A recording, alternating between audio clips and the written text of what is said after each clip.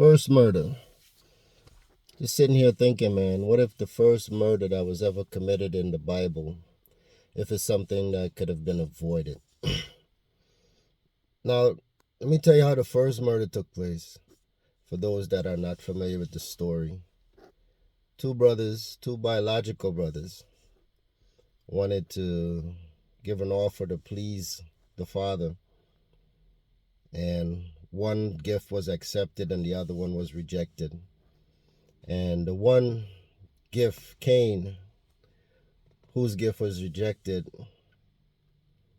he had so much indignation built up inside of him that he couldn't find another solution. He couldn't find another way to handle his emotions.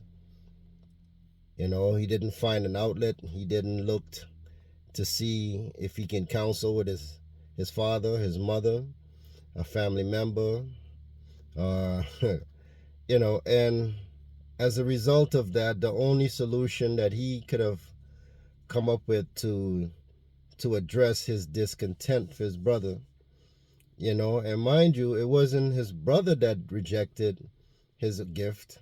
The person that rejected his gift, he didn't he didn't have that indignation towards them or towards the Lord. He had it towards his brother, and blamed his brother for his rejection of his gift. And this is a scenario that happens too many times in our lives. We find ourselves in a situation where we tend to blame someone, and the blame that we put upon that person is so heavy that it can lead to that person's demise. And too often brothers don't have an outlet to where they can find someone to talk to, someone to share, what is it that they're going through, a place to vent, someone to cry on their shoulders, someone to be the voice of reason, someone to at least give them some comforting words to help to change whatever narrative they might have. And I'm just saying, like, if Cain had that, would our brother Abel still be here today? Of course he would. But a lot of us are here that are suffering with the same things that Cain have gone through. And we have to do better than choosing a solution that always leads to someone's demise, and sometimes even our very own. So you have to really.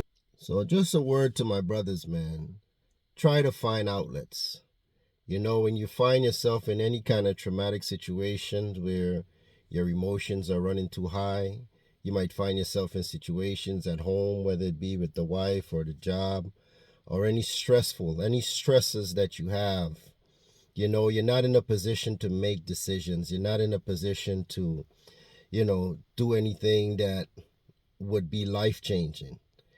This is the time that you have to take out to step away, step aside, step out of the situation, take yourself away out of that situation and try to look at it from an aerial aspect, figuratively speaking, look at it from the aerial aspect. Try to see all the parameters of that situation to see what would be the best choice. And sometimes even when you do that, you're not able to see it. And this is why you need like core people around you, brothers.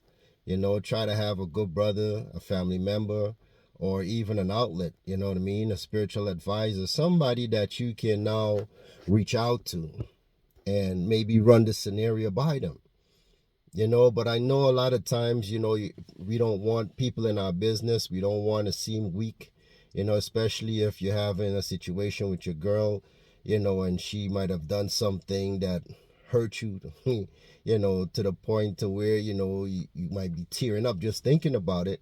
You don't want to show a sign of weakness as it would deem to be, to your brothers. So you tend to internalize that, man. And that's what really, lead to us making a lot of irrational decisions. You make those irrational decisions because you're not thinking straight.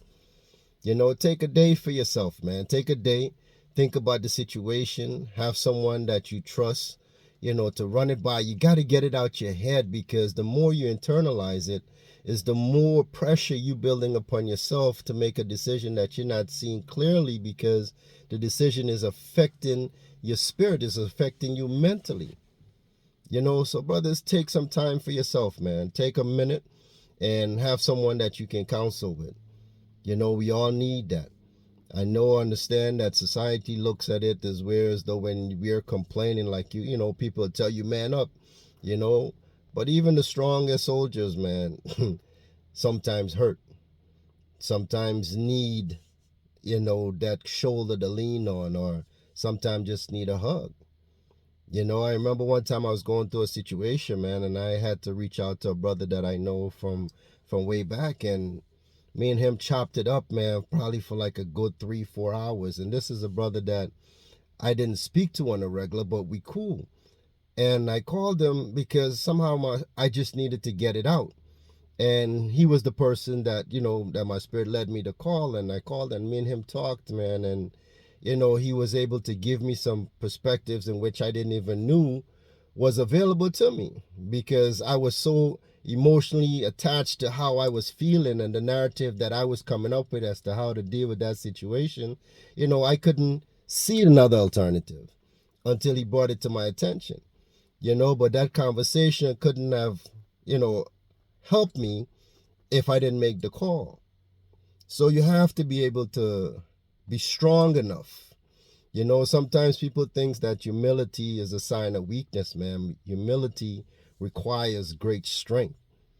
You know, to humble yourself, to put yourself in a vulnerable situation, to seek advice and seek help for someone, from someone that, you know, from a situation that you're struggling with. You know, it takes a lot of courage. You know, so build up that courage, man, and humble yourself and reach out and get the help that you need. Run it by someone.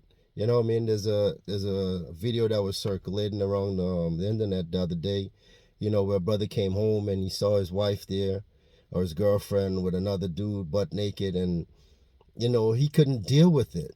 You know, he went into the bathroom and took his own life. You know, what if he had picked up the call? What if he just cried and stormed out the house, you know, and went to his boy house and sat and had a drink and express how he feel, you know what I mean? Could his boy could have talked him out of it. I sure that if someone that he knows that knows him could have talked him, you know, out of doing what he did. You know, trauma is not easy for anybody to deal with, you know, and some people are not built to endure until a resolution come by. And these are the ones now that would go take their life, or these are the ones that will go take someone else's life if the situation, you know, is warranted in that sense. You know, so we all have to be able to differentiate. So if you know that you're not that one that can handle it, and you know you can get to that, your stress level can go through the roof to the point to where you want to hurt yourself or somebody, take yourself away from the situation. Walk away. Call somebody. Anybody. Just talk. Get it out. Get it out. Get it out. Get it out. Whoever you may be, get it out, man, so that you can get some kind of rational way of thinking to come into the conversation, and now you can make a decision. All right? So once again, this is Kanai telling you, man, to stop existing and start living. Peace.